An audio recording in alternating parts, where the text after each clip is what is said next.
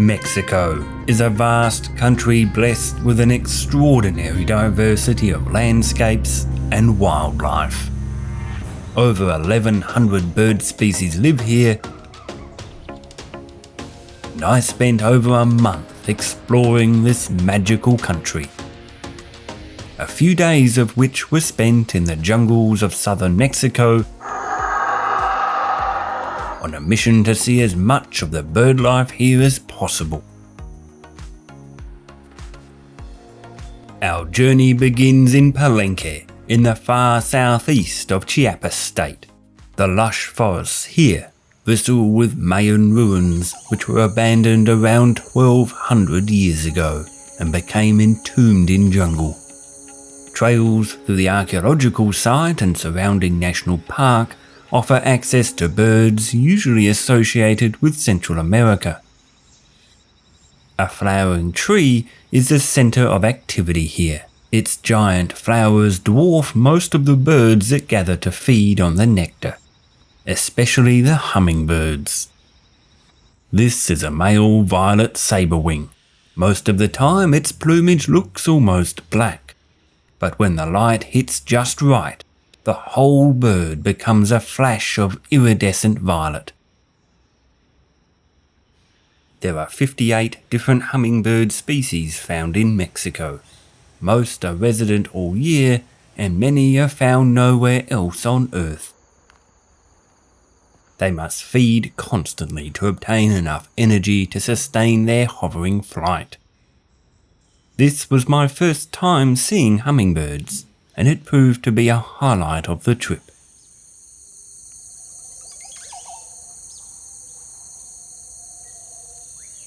The call of Montezuma's Oropendola carries through the air. The male's vocalizations are accompanied by a captivating display in which he swings forwards over his perch. Montezuma's Oropendola is confined to the jungles of Central America. It is not only the birds that are in full song.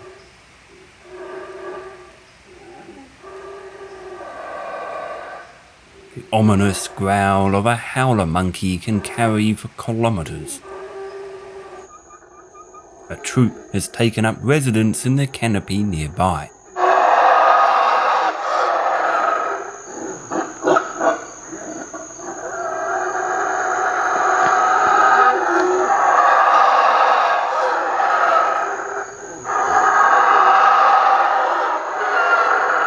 A total of 15 howler monkey species are distributed across Central and South America. They certainly live up to their name. There are other mammals here too. By far the most abundant are the squirrels, and this one was busy feasting on fresh fruit.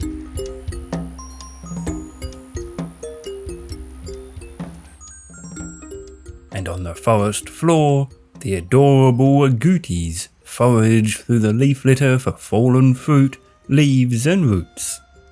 These large rodents are closely related to guinea pigs, and several species can be found across Central and South America. But the forest floor is not prescribed only for mammals. A wood thrush has arrived from its North American breeding grounds to winter in Mexico. And for this individual, it looks like the journey was worthwhile. These well-camouflaged birds spend their time foraging among the fallen leaves for insects.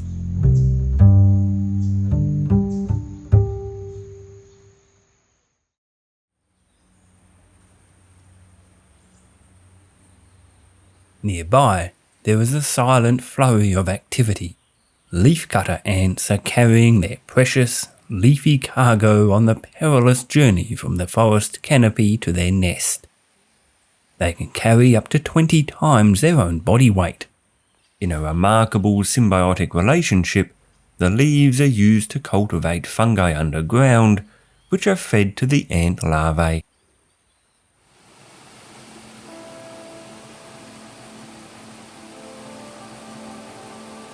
When travelling overseas, I am always fascinated by woodpeckers, because back home in Australia, we have none at all. Mexico, on the other hand, has some 25 woodpecker species. This is an ivory-billed woodpecker, and it is busy dismantling a helpless tree in search of its next meal.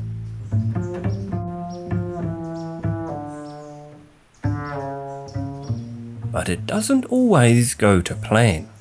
Sometimes the tree fights back.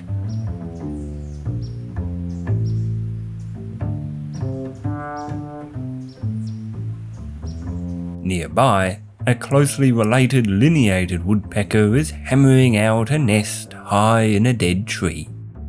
The lineated woodpecker is found in Central as well as much of South America. But woodpeckers are not alone in their affinity for tree trunks. The tree limbs and vines are festooned with epiphytes. Bromeliads adorn the branches with their colourful flower spikes. And perhaps surprisingly for a tropical jungle, climbing cacti cling to the trees.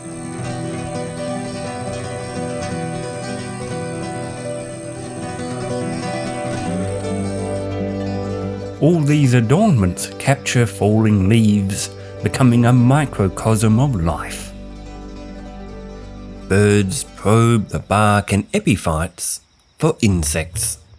And this ivory-billed wood creeper is well equipped for the task.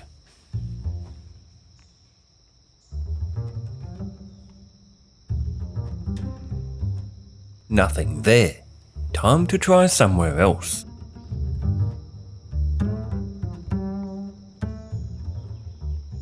Got something. This time it's a small wood grub.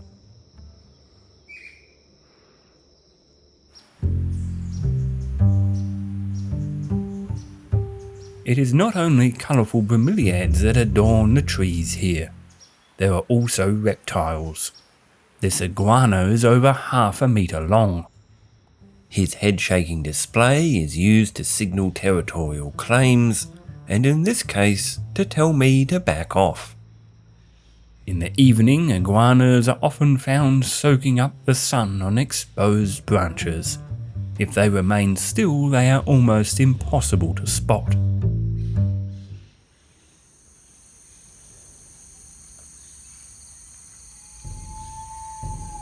The forest can be a hazardous place.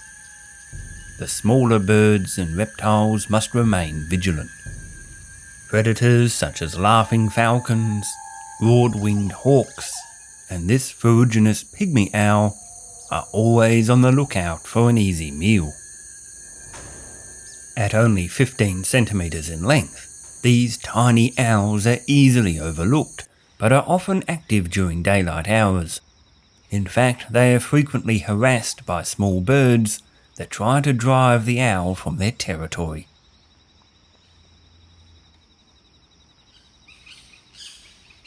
It is not only birds that bring a flash of colour.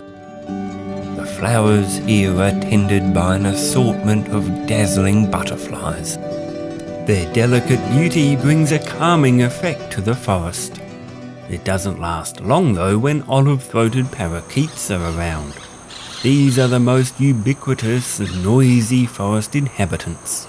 At dusk and dawn, they gather in cacophonous flocks in the canopy. But there is a different parrot species here which became a highlight of my trip.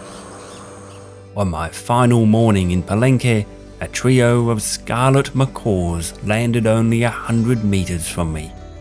These stunning parrots were absent from Palenque for over 70 years, having been hunted to extinction for the pet trade. But their population is recovering after a successful reintroduction program in 2014. After 3 days in Palenque, it was time for me to move a few hundred kilometres northeast to the magnificent Yucatan Peninsula. Despite being covered in over 150,000 square kilometres of jungle, the Yucatan Peninsula has no rivers, at least on its surface. The entire peninsula is composed of limestone, and the rivers that do flow here are underground, in caves.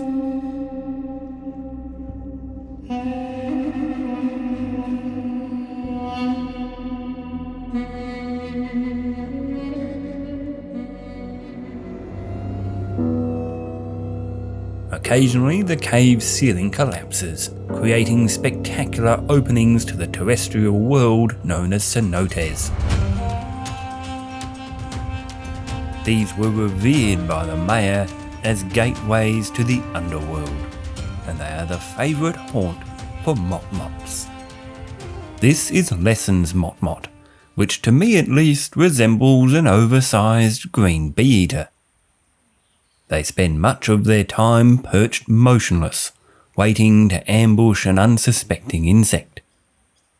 Camouflaged among the leaves, they are almost impossible to spot.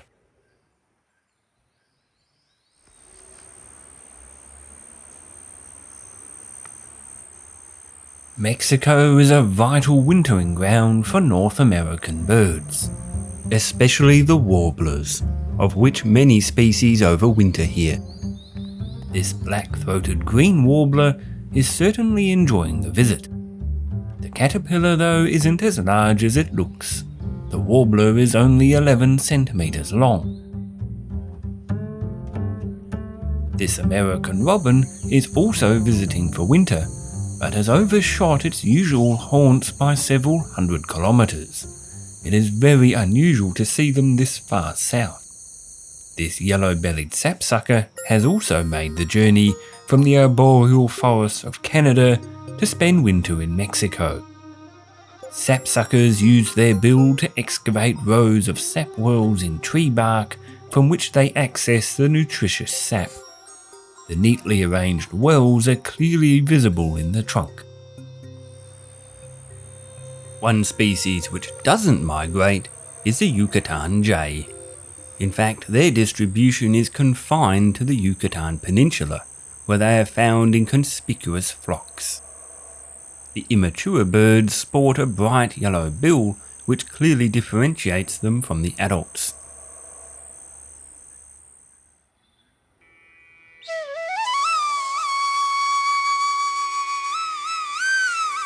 Several fruiting trees have attracted saltadors, and a pair of yellow-winged tanagers, which are distributed across much of South America.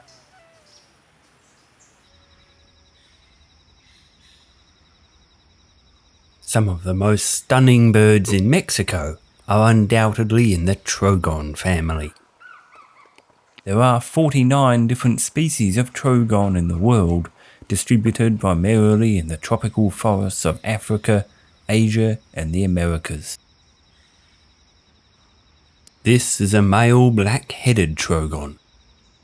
Like most trogons, they are difficult to spot as they spend a great deal of time perched motionless in the canopy, waiting to ambush an unsuspecting insect. The closely related gartered trogon looks almost identical, but there is a distinct difference in the black and white patterning on the underside of the tail, which serves to distinguish them.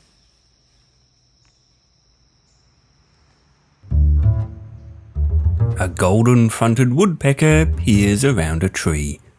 This is a common species from Texas south to Nicaragua. In fact, this was by far the most common woodpecker I encountered in Mexico. A flash of yellow reveals a male yellow-fronted euphonia as he briefly emerges into the open. A summer tanager would rather he went somewhere else.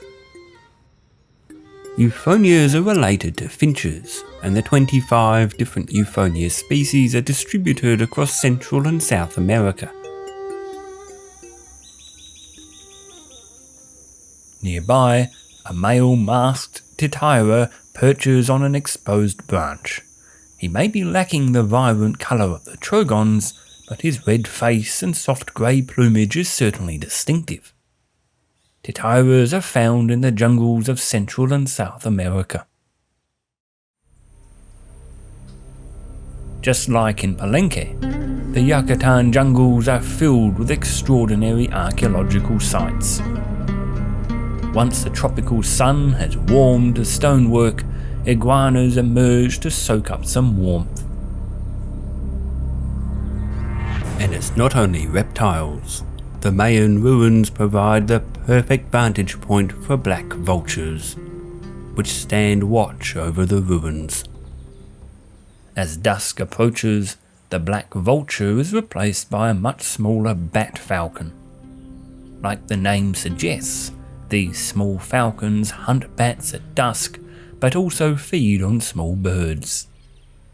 Archaeological sites across Mexico and Guatemala are excellent places to see them. One species I didn't expect to see up close was the squirrel cuckoo, a usually skulking inhabitant of Central and South America. These birds remind me of the malkoas of Asia in their behaviour and appearance, and although they are typically difficult to see, this bird was surprisingly obliging. In the gloomy undergrowth, the piercing yellow eye of a green jay seems to almost glow. And this bird is on the prowl for lunch.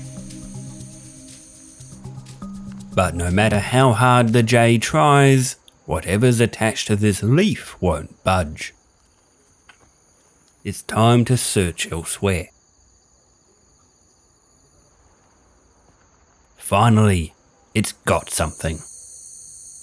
This bird has hit the jackpot, a massive beetle which the jay dismembers into bite-sized pieces.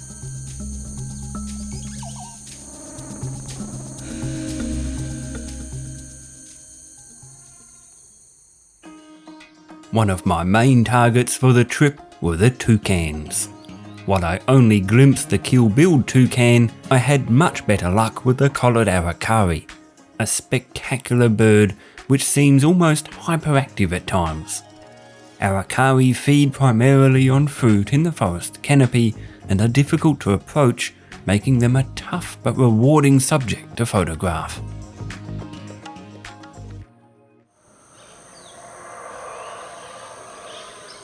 My time in the jungles of Mexico was limited to only a few days.